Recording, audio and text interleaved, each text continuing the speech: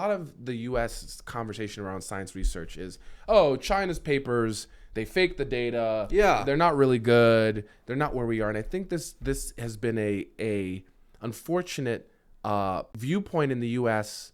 about China generally, not only with cars saying they just steal our stuff, also with this that is a little bit outdated. It is, definitely. We're seeing with cars, the best EV cars in the world are made by China. It's not arguable. They make them cheaper, faster, better, stronger. Yeah. Which we've now put tariffs on in order to say, oh, don't look here, there's no problem. Ford is still the best.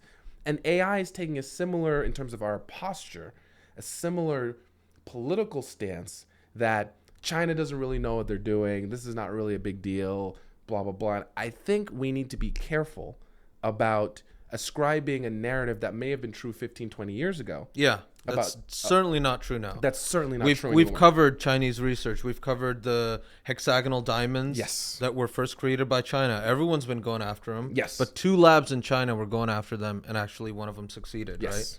Like, and it's the proof is in the pudding. Yes. They made it. They have all the tests. Right.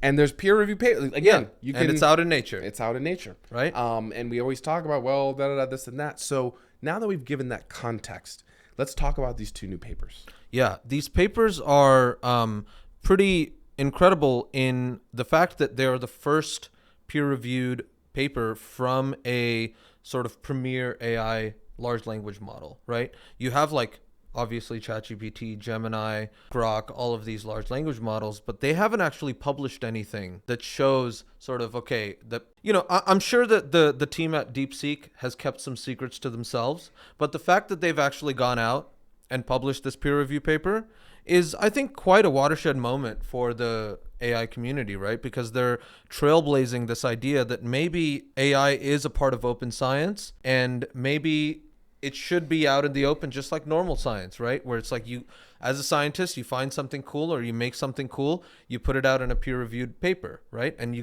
let experts actually talk back to you and then like see how things actually work, right? You want to get into the nitty-gritty of it.